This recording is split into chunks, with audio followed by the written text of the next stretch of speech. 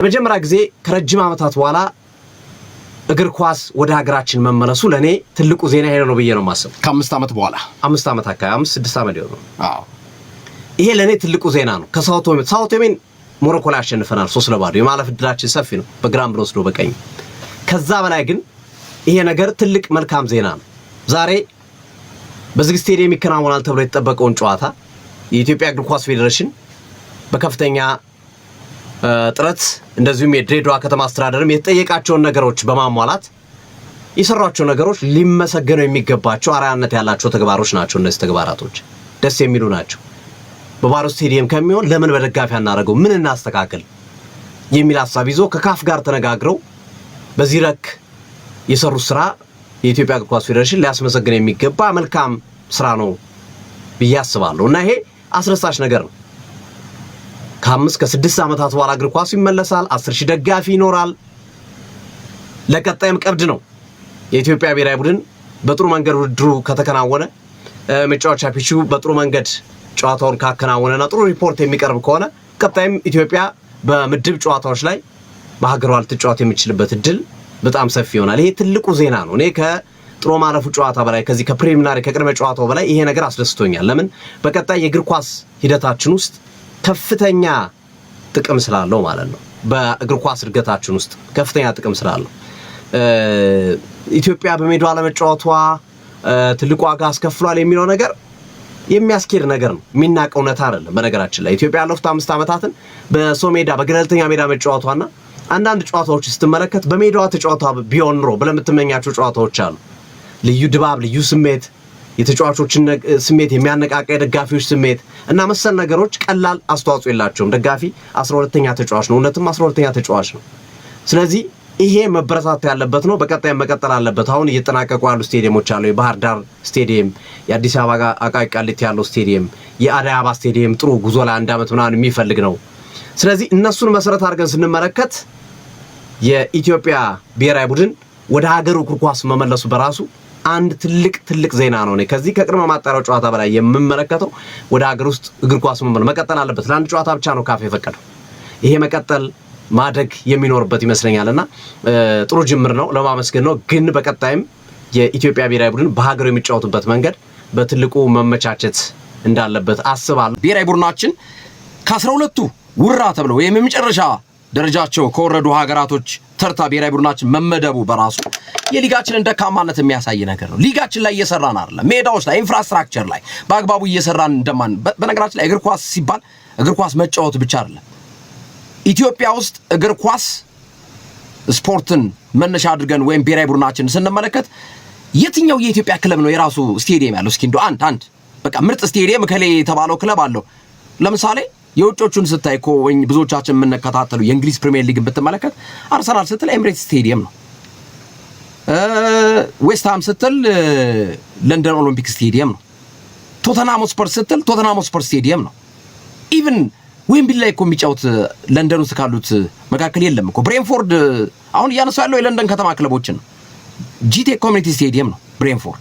ክሪስታል ፓላስ ሴልኸርስት ፓርክ ነው። ግን ለንደን ነው እነዚህ ሁሉ ቡድኖች የሚቀመጡት። ቼልሲ ስታንፎርድ ብሪጅ ነው። ፉላም ክራቨን ኮቴጅ ነው። ተመልከት፣ የሁሉ ስቴዲየም አንድ ከተማ ላይ ለንደን ላይ ብቻ ያለው ማለት ነው።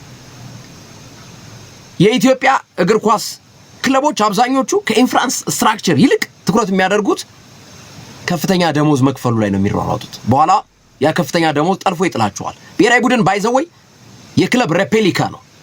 የክለብ ነጸብራቅ በአብዛኛው ክለቦችን ማለት ነው። ስለዚህ ክለቦቻችን ላይ ያለን ደካማ ሁኔታ፣ የክለብ አወቃቀራችን፣ ክለቦች የእያንዳንዱ መጫወቻ ሜዳ አለመኖራቸው። እስኪ የትኛው ክለብ ነው የራሱ ሜዳ በዚህ ሜዳ ነው ብለን የምናነሳው? እኮ አንድ ክለብ የለም። መለማመጃ ሜዳ ያላቸው ክለቦች ስማቸው ሲጠራ እናያለን። ግን ስቴዲየም ለመገንባት ለምንድን ነው ተስፋ ለትውልድ ለነገ ራዕይ ሰንቀው ክለቦቻችን ኢንፍራስትራክቸር ዘመናዊ የሆነ የእግር ኳስ ሜዳዎች ላይ ሲሰሩ አናይም? ከ12ቱ ውራ ቡድኖች መካከል ይሄ ፕሪሊሚናሪ ወይም ቅድመ ማጣሪያ ገና ከማጣሪያ ከገቡት መካከል የኢትዮጵያ ብሔራዊ ቡድን ነው ብዙ ጊዜ አፍሪካ ዋንጫ የተሳተፈው። 11 ጊዜ አፍሪካ ዋንጫ ተሳትፏል። 1962 የአፍሪካ ዋንጫን ወስዷል። ከዛ ውጭ ብሩንዲ ነች 2019 ላይ የተሳተፈችው ገና ከምድቧን የተባረረችው። ሌላኛዋ ደግሞ ሞሪሼስ ነች። በ1974 ነው ከረጅም ዓመት በፊት ነው የተሳተፈችው እሷ። ሌሎቹ ግን አንድም እስካሁን ድረስ በታሪካቸው አፍሪካ ዋንጫ የሚባል ገብተው የማያውቁ ሀገራቶች ናቸው። ተሳትፎ እንኳን የማያውቁት ማለት ነው። ሌሴቶ፣ ኢስዋቲኒ፣ ደቡብ ሱዳን፣ ቻድ፣ ሳኦ ቶሜና ፕሪንሲፔ፣ ጅቡቲ፣ ሶማሊያ፣ ሲሼልስ እና ኤርትሪያ እነዚህ አንድም ቀን አፍሪካ ዋንጫ ገብተው የማያውቁ ሀገራቶች ናቸው። ከነዚህ ጋር እኩል ስትደለደል ትንሽ ሊቆጨን ሊጸጽተን ይገባል። ቁጭት የሚጀምረው ከእንደዚህ አይነት ቦታ ነው፣ ቦታው ላይ ምክንያቱም ቦታ ያለው ለዛ እኮ ነው ባይዘው ህዝብ ቁጥር እኮ ባይዘው ከሰራበት እኮ ሀብት ነው እኮ ህዝብ ቁጥር ጉዳት እንዳለው ሁሉ ህዝብ ቁጥር በሌላ አቅጣጫ ደግሞ አድቫንቴጅ አለው፣ ጥቅምም አለው። ከዚህ በፊት በአንድ ወቅት የቀድሞው ጠቅላይ ሚኒስትር መለስ ዜናዊ የተናገሩት ንግግር አለ። በጣም ኢትዮጵያ ውስጥ ህዝብ ቁጥር እየበዛ ነው ሲባሉ ሰው ሲወለድ እኮ ሆዱን ብቻ አይደለም ይዞ የሚወለደው እጅና እግሩንም ይዞ ይወለዳል ብሎ የመለሱት ነገር ህዝብ ሲበዛም ጉዳት ሊኖረው ይችላል፣ ህዝብ ሲበዛም ጥቅምም አለው። እጅና እግሩን ይዞ የሚወለደው ሊሰራ እኮ ነው፣ ይሰራል ማለት ነው። የሚሰራ ኃይልም ይፈጠራል። በዚህ ማንግል እዩት ብሎ ነው በወቅቱ የመለሱት አስታውሳለሁ። ስለዚህ ይሄን ያክል ህዝብ ይዘን ከዚህን ያህል ደግሞ ከብዛት ጥራት ታወጣለህ ደግሞ ከየአካባቢው ሲሆን ማለት ነው። አድቫንቴጅም ዲስአድቫንቴጅም ስላለው ማለት ነው። ያለንበት ደረጃ ስማችን ብዙ ነገራችን የሚነሳው ስለ ኢትዮጵያ ሲነሳ ታላቁ የኢትዮጵያ አየር መንገድ ይነሳል። ስለ ኢትዮጵያ ሲነሳ የአድዋ ድል ይነሳል። ስለ ኢትዮጵያ ሲነሳ ብዙ ነገር ይነሳል። እስኪ አሁን ከነዚህ ከተጠቀሱት ሀገራቶች አንድ ስማቸው ሲነሳ ቀድሞ የሚመጣልን ነገር እስኪ ምን አለ? እስኪ ምን አለ? ሜቢ ቅኝ የገዟቸው ሀገራቶች ሊመጡ ይችላሉ። ማናት ግን ቅኝ የገዛቻት የሚባል ነገር ማለት ነው። ብዙ ታሪክ ላንድ ኦፍ ኦሪጂንስ እያልን ብዙ ነገሮች እናነሳለን። የቡና መገኛ ታላቁ የኢትዮጵያ አየር መንገድ ያለባት ህዳሴ ግድብ፣ ታላላቅ ታሪካዊ ቦታዎች ከሰሜን እስከ ምዕራብ ከምስራቅ እስከ ደቡብ ብዙ ነገሮች እናነሳለንና ቦታችን አይደለም እዚህ ቦታ ላይ መገኘት ሊቆጨን ሊጸጽተን ይገባል። ዲኤስቲቪ ሲያስተላልፍ በቅርብ የነበረባት ሊጓን እኮ ነበር። በቢሊየን የሚቆጠር ገንዘብ የምታፈስ ሀገር ላይ ነው ያለነው። ለአንድ ተጫዋች የወር ደሞዝ 800 ምናምን ሺህ ብር የምትከፍል ሀገር እኮ ነች ኢትዮጵያ። የወር ደሞዝ ነው ልብ በሉ፣ 800 ምናምን ሺህ ብር የወር ደሞዝ፣ ወይም ደግሞ ለአንድ አመት 10 ሚሊዮን ብር ድረስ የምትከፍል ሀገር እኮ ነች ኢትዮጵያ። ለአንድ ተጫዋች ነው እንግዲህ እያልን ያለው። በአንድ አመት ውስጥ ለአንድ ተጫዋች አንድ ክለብ 10 ሚሊዮን ብር የሚከፍልባት ሀገር ነች። ታዲያ በእንደዚህ በብሔራዊ ቡድን ካልተጠቀምንና ምድብ ድልድል እንኳን መግባት ካቃተን ምኑ ላይ ነው ታዲያ አንድ ክፍተታችን? ስለዚህ ይሄ ቦታ ሊጸጽተን ይገባል። ከዚህ በኋላ ቅድመ ማጣሪያ የሚለውን ማለፍ አለብን። እንደሌሎቹ ሀገራት እግር ኳስ እንደሌላቸው ሀገራቶች ስማችን ሊነሳ አይገባም የሚለውን ማስቀደም ፈልጋለሁ። ሳኦ ቶሜና ፕሪንሲፔን 3-0 ማሸነፋችን ጥሩ ነው፣ ወሰየው ነው። ቅድም ሶፊ እንዳልከው አነስተኛ ህዝብ ቁጥር ያላት ሀገር ናት። ሁለት ደሴቶች አንድ ላይ ተጣምረው የመሰረቷት ሀገር ነች። 200,000 ህዝብ ብቻ ነው የሚኖርባት። ትንሿ ከአፍሪካ ትናንሽ ሀገራቶች መካከል አንዷ ነች። ደሴቶች ናቸው ባይዘው፣ ሁለት ደሴቶች ናቸው ሳኦ ቶሜና ፕሪንሲፔ ተጣምረው እንደ ሀገር የተፈጠረችው ማለት ነው። ከሳኦ ቶሜና ፕሪንሲፔ ጋር 3-0 ይዘን መመለሳችን ጥሩ ነው። ግን በመጀመሪያው ጨዋታ እነሱም አድቫንቴጅ አግኝተው ነበር፣ ስህተትም ፈጥሯል። ስህተት መፍጠራቸው ብቻ ሳይሆን ደግሞ የኢትዮጵያ ብሔራዊ ቡድንም ሳኦ ቶሜና ፕሪንሲፔ ስህተት እንዲሰሩ ስለጋበዛቸውም ነው። ፕረስ ባታረግ ባትጫን ስህተት አይሰራለም። ስለዚህ ሳኦ ቶሜና ፕሪንሲፔ እኮ ስህተት ስለሰሩ ነው እንጂ የኢትዮጵያ ብሔራዊ ቡድን ያገኘው ጎል አይደለም ብሎ ዝቅ ማድረግ ተገቢ ነው ብዬ አላምንም።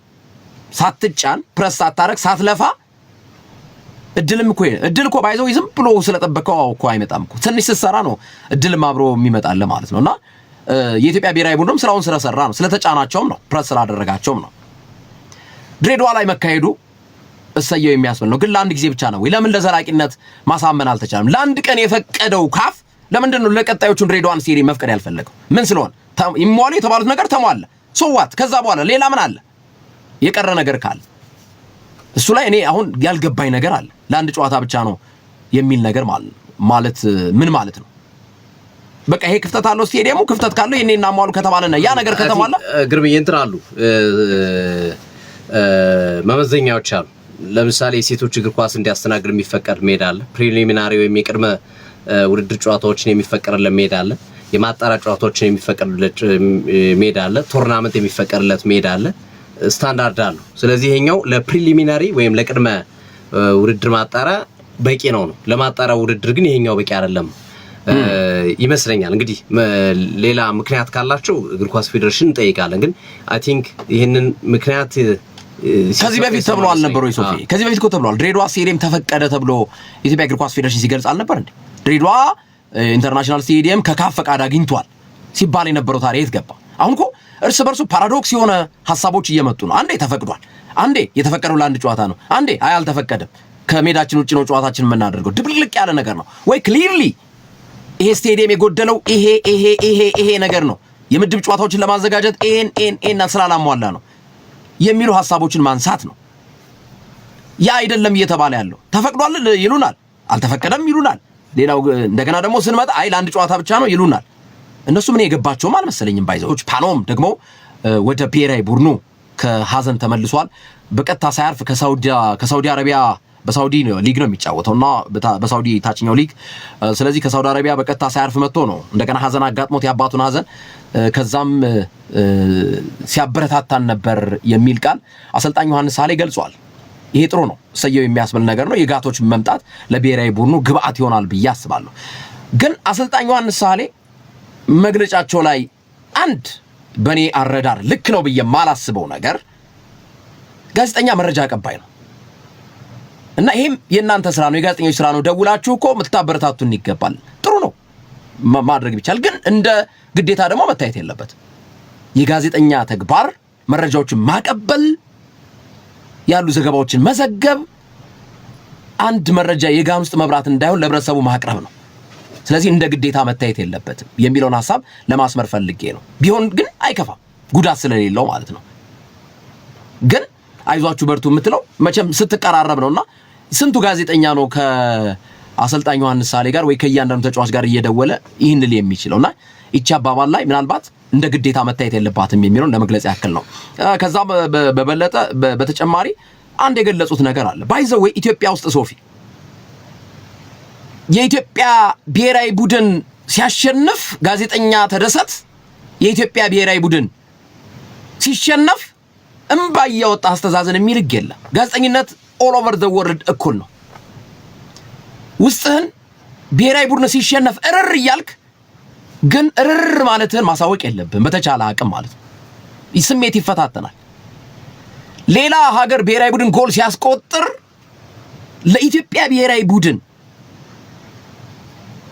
በገለጽክበት ስሜት መልኩ ለዛኛው መግለጽ አለብህ። ይሄ እግር ኳስ ነው እንጂ ባይዘው የኢትዮጵያ ብሔራዊ ቡድንን ስለወደድክ ሀገርን ትወዳለህ ማለት አይደለም። ወይም የሀገር ስሜት የኢትዮጵያ ብሔራዊ ቡድንን ስላልተመለከትክ የሀገር ስሜት የለህም ማለት አይደለም። ለምሳሌ አንድ ስፖርት ተመልካች የት ሀገር ደጋፊ ነህ ሲባል የብራዚል ደጋፊ ነኝ ቢል ወይም የፈረንሳይ ደጋፊ ነኝ ቢል የፈረንሳይ ተወላጅ ስለሆነ ነው እንዴ? የፈረንሳይ የሀገር ስሜት ስላለው ነው እንዴ ፈረንሳይን የሚደግፈው? አንድም ብሔራዊ ቡድን በተጫዋቹ ልትደግፍ ትችላለህ፣ ባጫወታቸው በማሊያቸው ልትደግፍ ትችላለህ፣ በሆነ የተለየ ተጫዋች አይተህ ቡድኑን ልትወድ ትችላለህ። የሆነ የምትደግፈው የእንግሊዝ ክለብ ላይ የሚጫወት ተጫዋች ስላለ ያን ብሔራዊ ቡድን ልትደግፍ ትችላለህ። ኦፍ ኮርስ ስለተወለድክ ብሔራዊ ቡድን ልትደግፍ ትችላለህ፣ የሀገርህን ብሔራዊ ቡድን። ግን ግዴታ መሆን የለበትም። ኳስ የማይመለከቱ እኮ ምንም የማይመስላቸው የኢትዮጵያ ብሔራዊ ቡድን እየተጫወተ ምንም የማይመስላቸው ሰዎች እኮ አሉ እኮ። እነሱ የኢትዮጵያ የሀገር ስሜት የላቸውም ማለት ነው። ይሄ ስህተት ነው፣ ፍጹም ስህተት ነው። ለምንድን ነው ታዲያ አርሰናል፣ ማንቸስተር ዩናይትድ፣ ማንቸስተር ሲቲ፣ ቼልሲ ሲጫወት ጋዜጠኞች የምትደግፉትን ቡድን ባታሳውቁ ጥሩ ነው?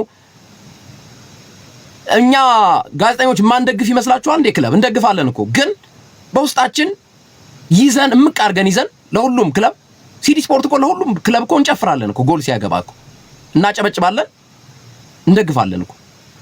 ግን መለየት ያለበት ጉዳይ፣ መታወቅ ያለበት ጉዳይ የኢትዮጵያ ብሔራዊ ቡድን ከሳውቶሜ ጋር ሲጫወት ኢትዮጵያ ስታገባ ቅልጥ አድርገህ ጩህ፣ ሳውቶሜ ስታገባ ደግሞ እየየ እያልክ አስለቅስ የሚል ህግ የለም። ሚዛናዊ ጋዜጠኝነት አንዱ ኤቢሲ ሩሎች መካከል ኢቲክሶች መካከል ባላንስ የሚለው በትልቁ የተቀመጠ ፕሮፌሽናል ኤቲክስ አለው። ሚዛናዊ ፌርነስ፣ አለማዳላት። ምክንያቱም ይሄ ሰላማዊ ጨዋታ ነው፣ ጦርነት አይደለም። ጦርነት ቢሆን ለሀገር ታዳላል። ምክንያቱም ጦርነት ላይ መውደም አለ፣ ንብረት መጥፋት አለ። የሰው ህይወት መጥፋት አለ። ስለዚህ ናሽናል ኢንተረስት ወይም ብሔራዊ ጥቅምህን ታስቀድማለህ፣ የሀገርን ብሔራዊ ጥቅም። ያኔ ብዙ ጋዜጠኞች አይተህ ከሆነ ለምሳሌ አሁን ኢራንና መካከለኛው ምስራቅ ጦርነት ላይ አለ። የኢራን አንድ ጋዜጠኛ የፈለገ ታምር ብታየው ባላንስ ሊያደርግልህ አይችልም። እስራኤል እንዲያደርገች ነው፣ አሜሪካ እንዲያደርገች ነው፣ ኢራን ኖ ኢራን ውስጥ ነፍስ እየጠፋ እኮ ነው ይልሃል። ወደ ኢራን ያደላል። እስራኤላዊ ጋዜጠኛም በተመሳሳይ ለእስራኤል ለሀገሩ ነው ብሔራዊ ጥቅም። እንዲህ አይነት ነገሮች። ይሄ ግን እግር ኳስ ነው፣ ሰላማዊ ጦርነት ነው። የብሔራዊ ስሜት መለኪያ ሊሆን አይገባውም። እኔ ተነስቼ የብራዚል ብሔራዊ ቡድን ደጋፊ ነኝ ስላልኩ ኢትዮጵያን እጠላለሁ ማለት አይደለም። ኳስ ነው የሚያገናኘን። ወይ ሮናልዶን ወደጆ ሊሆን ይችላል፣ ወይ በሮናልዲኖ ያጫወት እንዴ። ብራዚልን እኮ ጭራሽ ብዙ ሰው የማያውቃት አለ እኮ ምን እንደሆነች ፈረንሳይ እንግሊዝን የት እንደገባች የማያውቅ እኮ ብዙ ኢትዮጵያ ያለ እኮ።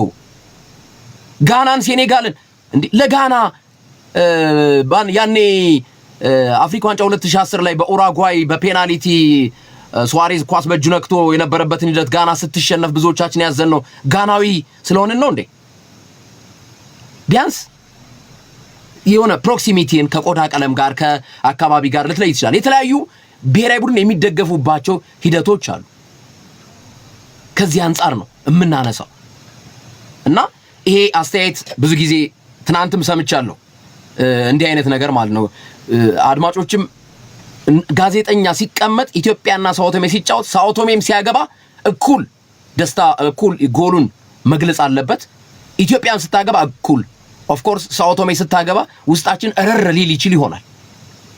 ግን ህጉ ነው፣ የጋዜጠኝነት ህግ ነው። ምንም ከህግ ፈቀቅ ልንል አንችልም። ኤቢሲ አንድ ጋዜጠኛ አኪዩሬት የሆነ ዜና መስጠት አለበት። ትክክለኛ ባላንስ ማድረግ አለበት፣ ማመጣጠን አለበት፣ ፌርነስ አለማዳላት፣ እንደገና አትሪቢዩሽን ምንጭ መጥቀስ አለበት ለሚሰራው ስራ ሁሉ። ይሄ የጋዜጠኝነት ሀሁ ነው። ሰዎችን ለማስመር ፈልጌ ነው። ድል ለኢትዮጵያ ብሔራዊ ቡድን ሶፊ። አዎ ሌሎቹ ጉዳዮቻችን እናምራለን። ያው የተነሳው ጉዳይ ላይ ግርሜ አሰልጣኙ አንሳለ ስለ ጋዜጠኞች ያነሱት ጉዳይ ላይ በቂ መልስ እንደሰጠ ስላሰብኩ ነው። ግን ሶፊ አሁን መረዳት ያለባቸው አድማጮቻችን እያነሱ ያለው ስለ ጋዜጠኞች ነው። ኢትዮጵያና ሳውቶሜ ሲጫወቱ አንድ ኖርማል ተመልካች ቅድሚያ የሚሰጠው ሀገር ነው፣ ምንም ጥያቄ የለም። እኛም ኖርማል ተመልካች ስንሆን ለኢትዮጵያ ነው ቅድሚያ የምንሰጠው፣ ለኢትዮጵያ ነው የፈለገ ታምር ይመጣ ማለት ነው። እኔ እያወራሁ ያለሁት ፊሊንግ ግን ስገልጽ ኳስ ስናስተላልፍ እዚህ ቦታ ላይ ቁጭ ስንል መግለጽ ያለ ፒተር ድዋሪ እኮ እንግሊዝ ከኢስቶኒያ ያስታውሳለሁ። ሶፊ ኢስቶኒያ ጎል ስታቀባ ጎል ነው ለጎል ነው ገለጻ የሰጠው እኮ። ይሄ ያለ ነው። እኔ እያወራሁ ያለሁት ስለ ጋዜጠኞች ነው። ቦታው ላይ ስንቀመጥ ኢትዮጵያ ላይ ጎል ስታስቆጥር በከፍተኛ ሁኔታ ደስታችንን የምንገልጽ ከሆነ ሳውቶሜ ጎል ስታስቆጥር ግን አይ ሳውቶሜዎች በቃ አገቡ ያሳዝናል፣ ይሄ ነውር ነው። ሚዛናዊ መሆን ያስፈልጋል። ጋዜጠኛውን ስሜቱን ደብቆም በውስጡ ይዞ ጋዜጠኛው እንደዛ ነው ማድረግ ያለበት። ይሄንን ነው እና አድማጮቹ መረዳት ያለባቸው ከጋዜጠኛ ፐርስፔክቲቭ ይረዳዋል። ምንም ኦቤስ ከሆነ ግልጽ ነው። ዓለም ላይ ያለ አሰራር ነው። ምንም ይሄ ግልጽ ነው። እኔ ማለት የፈለኩት ግን ከአሰልጣኙ አንሳላ አስተያየት ጋር በተያያዘ በተለይ የኡመዱኩሪን ኡመዱኩሪን ከየት አመጣው ተባከ የጋቶች ፓኖምን ከአባቱ ሀዘን በኋላ አባቱ ሀዘን ላይ ቁጭ ብሎ ቴክስት ሲያደርግ ነበር፣ ሲከታተል ነበር፣ ብሔራዊ ቡድን እንዲህ ሲያደርግ ነበር ብሎ ካነሱ በኋላ ጋዜጠኞችም እንደዚህ ማድረግ አለባቸው የሚል አይነት ስሜት ያለው አስተያየት ነው የሰጡትና አንድ ጋዜጠኛ ደስ ብሎት የሀገሩን ብሔራዊ ቡድን ሲያሸንፍ ሊመለከት ይችላል።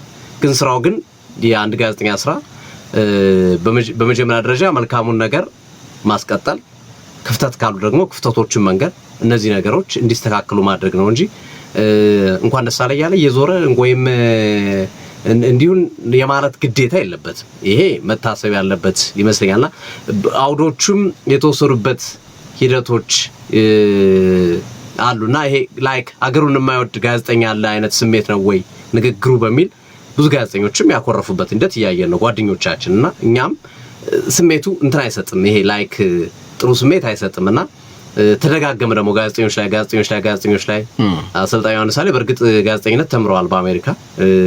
ምናልባት እንግዲህ ስራውንም ለመስራት የሞከሩባቸው ሂደቶች አሉ። አንዳንዴ ቢሰሩና ለማየት እንሞክራለን። ሶ ችግር የለውም። ስራውንም አብሮን ቢሰሩ እንደ ጋዜጠኛ ምናምን ችግር የለውም። ግን ላይክ ይሄ ግዴታ የሚመስል ነገር ሳይሆን አንድ ሰው በፍላጎቱ ወይስ ኮች ዮሐንስ ሳሌ ስለቀረበው የተጫዋቹ ስለቀረበ አይዞ በርታ ሊል ይችላል።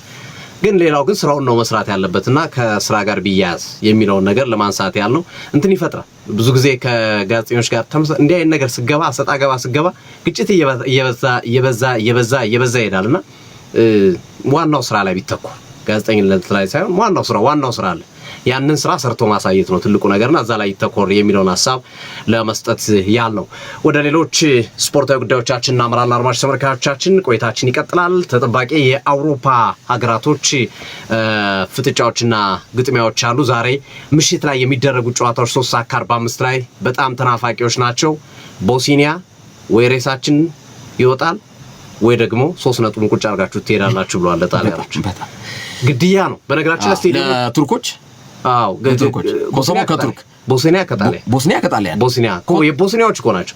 ኮሶቮም እንደዛ ብሏል። ቦስኒያ ኮሶቮማ ከባድ ነው። ግርሜ እንዴት እንደሚወጡ ነው እንጂ ኮሶቮ እኮ ነውጠኛ ደጋፊ። የቦስኒያም ተቀጥተው 16000 የሚይዘው ደጋፊ 9000 በግማሽ እንዲቀነስ ተደርጓል። እና ስቴዲየሙ ግርሜ በኋላ ላይ ምን ፈረደባት ዛሬ ጣሊያን በኋላ ላይ እንመጣበታለን። ስቴዲየሙ እንትን የለውም፣ ትራክ የለውም፣ የመሮጫ ትራክ። ብዙዎቹ የሀገር ስቴዲየም ሲሆኑ ላይክ የናሽናል ቲም ስቴዲየም ሲሆኑ ትራክም አላቸው አትሌቲክስም ስለሚከናወንባቸው። ይሄኛው ግን የቦስኒያ ግን ትራክ የለው እና ደጋፊው ከተበሳጨ ደርምሶ መግባት ይችላል። ከዚህ በፊትም በነበረው ጨዋታ ተመሳሳይ ነገር አድርጓል ቦስኒያዎች። እና ዛሬ ከባድ ነው። የኮሶቮና የቱርኪም የስዊድንና የፖላንድም የስዊድንና የፖላንድ ከተጫዋቾቹ ጥራት አንጻር ነው የምትመለከተው። የነ ቦስኒያና የነ ጣሊያንን የነ ኮሶቮን ጨዋታ ደግሞ እንደምን ይፈጠር ይሆን ባያልፉ ባይሳካላቸው። ደግሞ ሜዳቸው ላይ መከናወን እኮ ነው። አሁን ቦስኒያ ጨዋታዋን በጣሊያን ምድር ብታረግ በቃ ጣሊያን ተስፋፍታታል። አሁን ቦስኒያ የምትጫወተው በሜዳዋ ነው።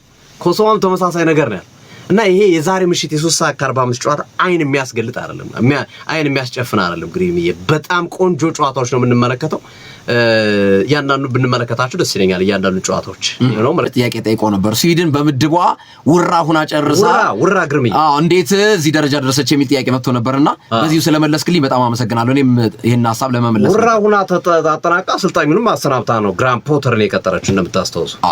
በኔሽንስ ሊግ ያላት ውጤት ግን አሪፍ ስለሆነ በኔሽንስ ሊግ ያሉ ቡድኖችና በምድብ በኩል ውጤት ያልቀናቸው ሁለተኛ እድል አገኙ። በዚህኛው ከነዚህ እድል ያገኙ ቡድኖች መካከል ስዊድን አንዷ ናት። በጣም ብዙዎችን ያስገረመ ነበር። አሌክዛንደር አይዛክ፣ ኩልሲቪስኪ፣ ቤርጋቨል፣ የኮሬሽ፣ አንቶኒ ላንጋ የመሳሰሉ ተጫዋቾችን የያዘው ባለምርጥ ትውልዱ ስዊድን እንዴት ከዓለም ዋንጫ ይቀራል በሚል ብዙዎች ቁጭት ውስጥ የነበሩበት ሂደት እንደነበረ ይታወሳል። ነገር ግን የኔሽንስ ሊግ ላይ ያሉ ቡድኖች ደግሞ ጥሩ ነጥብ ያላቸው አመት ኮንትራት ይሰጣቸዋል። የዚህ የ2026 የዓለም ዋንጫ ብቻ ሳይሆን እስከ 2030 የዓለም ዋንጫ ድረስ ኮንትራታቸው የሚጸድቅበት በእርግጥ ረጅም ኮንትራት እንደተሰጧቸው ይነገራል። ስዊድኖች ለግራን ፖተር ግን ማረጋገጫውን የሚይዙበት ወይም ማህተም የሚመቱበት ነው ውላቸው ላይ። የዛሬው ጨዋታ ግራን ፖተር እንደሚታወቀው ብራይተን በጣም ትልቅ ስራ ሰሩ። ቼልሲ ሄዱ፣ አልተሳካላቸውም። ዌስትሃም መጡ፣ ጣጣ ውስጥ ከተውት ነው ዌስትሃምን አሁን ደግሞ ወደ ስዊድን የሄዱት እና በቃ የባሰ ነገር ለማምጣት ነው እንጂ ምንም ትርጉም የሌለው የአሰልጣኝነት ሹመት ነው በሚል ያስተቸ ነበር። ግን ተስፋ ሰጪ ነው። በቅድመ በማጣሪያዎች ጨዋታዎች ላይ ያደረጉት ያሉ እንቅስቃሴ ዛሬ ያንን ብቃታቸው መድገብ ከቻሉ በሜዳቸውና በደጋፊያቸው ፊት እንደመጫወታቸው መጠን ያንን ማሳካት ከቻሉ ስዊድን እንግዲህ ወደ ዓለም ዋንጫው የምትገባበት እድል ይኖራል። 2018 ላይ በተመሳሳይ ስዊድን ፖላንድን በፕሌይኦፍ አሸንፋ ነበር ዓለም ዋንጫውን የገባቸው እና ተመሳሳይ ታሪክ ይደገማል የሚለው በጉት ይጠበቃል። ፖላንድ ግን በስዊድን ምድር ጥሩ ታሪክ አላት። ጥሩ ድል የማስመዝገብ ታሪክ አላት። የትኛው ይሳካል የሚለው እንግዲህ በጉጉት የሚጠበቅ ጉዳይ ሆኖ እንመለከተዋለን። ለዓለም እግር ኳስ ተመልካች ሊቫንዶስኪን ማጣት የኮሬሽን ማጣት በዓለም ዋንጫው ላይ ከባድ ነው። ሁለቱንም ማየት ይፈልጋል። በእርግጥ ሊቫንዶስኪ አሁን ላይ እድሜው እየገፋ ነው የሚገኘው፣ ግን ቢሆንም ስቲል በትልቁ ባርሴሎና ይጫወት የሚገኝ ተጫዋች ነው ሊቫንዶስኪ። ሳንድሮ ቶናሊ ወደ ማንቸስተር ዩናይትድ እንዲመጣ የተፈለገበት ዋነኛው ምክንያት አንደኛ እድሜው ነው፣ 25 ዓመቱ ነው። ብሩኖ ጉማሬዥ 28 ዓመቱ ነው። ከእድሜው አንጻር ሳንድሮ ቶናሊ በቀጣዮቹ ጊዜያቶች 25 ዓመት አይመስልም። ሳንድሮ ቶናሊ በጣም ትልቅ ነው የሚመስለው፣ ግን ሳንድሮ ቶናሊ 25 ዓመቱ ነው። ከእድሜው አንጻር ረጅም ጊዜ ግልጋሎት ይሰጣል ተብሎ ከማሰብ አንጻር ተጫዋቹን ቁጥር 1 ተመራጭ ያደረጉት ከዚህ አንጻር፣ ሁለተኛ ከዋጋ አንጻር ከነ ብሩኖ ጎማሬሽ ከነ ኢሎት አንደርሰን ከነ አዳም ዋርተን እና ከመሳሰሉት ተጫዋቾች አንፃር ሲመርዘር ሲታይ የሳንድሮ ቶናሊ ዋጋ በንጽጽር በመጠኑም ቢሆን አነስ ያለ ነው የሚል ግምገማ ነው ያራ ከሆነ የተጫዋቹ ግላዊ ባህሪ የሚያሳየው ከቤቲንግ ጋር በተያዘ አንዴ ተከሶ ተቀጥቷል 10 ወር አካባቢ በሁለተኛው ክስ ደግሞ በማስጠንቀቂያ ታልፏል የመጨረሻ ነው ተብሎ በዚህ ባህሪው ቀጥሎ ቢሆንስ የሰው ማንቸስተር ዩናይትድ ቁልፍ ተጫዋች ብለው የቡድኑ መስሪያ ቢያምጥቸው እንዲህ አይነት ባህሪ ቢያሳይስ ያን ባህሪ ቢመጣስ ያ ችግር ቢፈጠርስ ምን ልናረጋው እንችላለን የሚል ፍራቻና ስጋት ማንቸስተር ዩናይትዶች ውስጥ እንዳደረ ያሳያል። ሁለተኛው እነሱ አሰስ ያደረጉት ዋጋ እስከ 80 ሚሊዮን ፓውንድ የሚል ነው ከ70 እስከ 80 የሚል ሳንድሮ ቶናሊ ላይ አሁን ግን ዋጋውን ኒውካስሎች ከ100 ሚሊዮን ፓውንድ በታች የመሸጥ እድል አይኖረውም የሚል እሳቤዎችና የሚል አመለካከቶች እየመጡ ይገኛሉ። ስለዚህ ይህን ሪስክ ወስደ እንደገና ከፍተኛ ገንዘብ ከፍለ የምታመጣው ከሆነ ከባድ ነው ብሎ ማንቸስተር ዩናይትዶች የሳንድሮ ቶናሊን ቁጥር 1 ምርጫነትን እንደገና እንተው ወደሚል እሳቤ መምጣታቸውና በድጋሜ ነገሩን እናስበው እናንሰላስለው ሌሎችንም አማራጮች እነ ኢሎት አንደርሰንን እና አዳም ዋርተንን እና ካርሎስ ባሌባን እንመልከታቸው ኤደርሰን ከአትላንታ የመሳሰሉ ተጫዋቾችን ጭምር ይዘው ሐሳባቸውን እያነሱ ይገኛሉ። በዛ መሰረትም በተቀመጡ ሐሳቦች መሰረት የማንቸስተር ዩናይትድ አመራሮች መጀመሪያው ወስነውት የነበረውን ውሳኔ ወደ ማጤኑና ሐሳቡን ወደ ተለየ መንገድ ወደ ማድረግ ማሰባቸውን የመረጃ ምንጮች እየገለጹ ይገኛሉ ማለት ነው። ስለዚህ ሳንድሮ ቶናሊ በዛ መንገድ ተቃኝቷል። እስከ ትናንት እስከ ዛሬ ጧት ድረስ ኢቭን ማንቸስተር ዩናይትድ በቃ ሳንድሮ ቶናሊን ቁጥር 1 አድርጎታል የሚሉ ነበሩ። አሁን ላይ ግን የዋጋውን አሰስመንትና ቅድም የተነገርኩትን ከባህሪው ጋር ተያይዞ ያሉትን ነገሮች መሰረት በማድረግ ሊያፈገፍግ ይችላል። ሳንድሮ ቶናሊን ተወት አድርገው ማንቸስተር ዩናይትዶች ወደ ኤሊዮት አንደርሰን ሊያመዝኑ እንደሚችሉ አሊያም ካርሎስ ባሌባና አዳም ዋርተንን በአማራጭነት የመያዝ እድላቸው ሰፊ መሆኑ እየተዘገበ ይገኛል። ግርምዬ